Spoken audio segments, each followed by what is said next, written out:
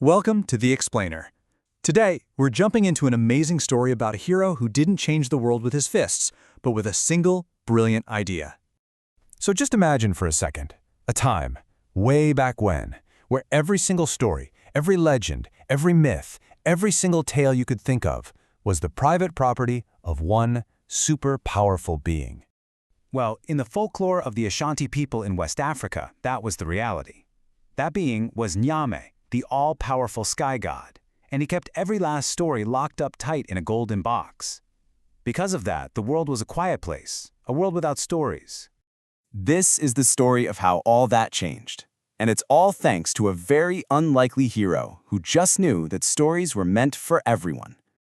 Okay, so to really get our hero, we first need to understand the kind of character he is, the archetype. It's a classic figure you find in stories all over the globe. The trickster. This is the ultimate underdog, right? They don't have size or strength on their side. So what do they use? Their mind. That's their greatest weapon. They don't just survive, they absolutely thrive by outsmarting the big guys in charge.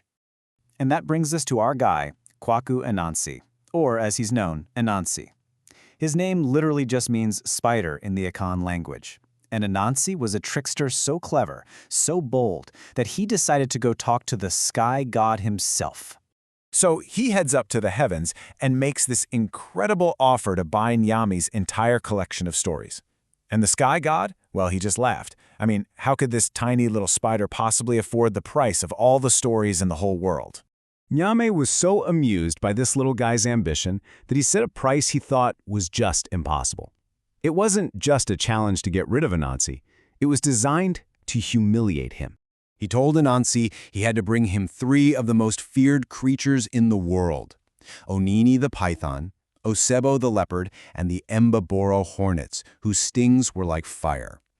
Only then, he said, would the stories be his. But Nyame made a huge mistake. He totally underestimated Anansi. See, the spider knew he couldn't rely on brute force, so he turned to the one thing he had plenty of, a clever plan. Anansi's real genius was using his opponent's own ego against them. He found Onini the python and started an argument. Was the python really as long as that palm branch over there? Well, the python was insulted. To prove his point, the vain snake stretched himself out to be measured, and in that split second, Anansi tied him up tight. 1 down. All right, next up, Osebo the leopard. For him, Anansi used a different strategy. He dug a deep pitfall right in the leopard's usual path.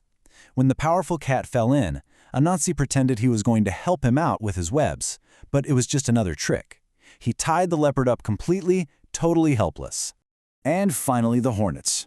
How do you capture a whole swarm? Well, Anansi finds their nest, holds up a big leaf like an umbrella, and starts pouring water on them, yelling that a huge storm was coming. He offered them a nice dry place to hide, inside his empty gourd. The hornets flew right in, and snap! Anansi sealed the entrance. Mission complete. Anansi, this tiny, seemingly weak spider, had actually done it. He had paid the impossible price, and all he used was his own mind. So he goes back up to the heavens and presents all 3 creatures to Nyame, the sky god. He was just floored. He'd been outsmarted. His challenge had been met, not with strength, but with pure, brilliant cunning. And hey, a deal's a deal. Nyame gave all the stories to Anansi, and from that day on, they weren't Nyame's stories anymore. They became Anansisem, which means Anansi stories. And thanks to Anansi, those stories finally came down from the heavens to all of humanity. But the story? It doesn't end there. Not even close. You see, when the Akan people were forcibly taken from West Africa during the slave trade, Anansi's story traveled with them. And in this new, horrible world, its meaning started to change in a really powerful way. And this transformation is just profound. Back in Ashanti tradition, the story might have been about testing social boundaries. But on the plantations in the Caribbean, it became something else entirely. Anansi wasn't just a clever trickster anymore. He became a hero who could outwit a cruel master. Often, the powerful god Nyame was even replaced in the stories by a tiger, who was a clear stand-in for the slave owner. He became this incredible symbol, a reminder that even if you feel like the smallest, weakest person in the room, you can still overcome a powerful oppressor with your intelligence, with your wit.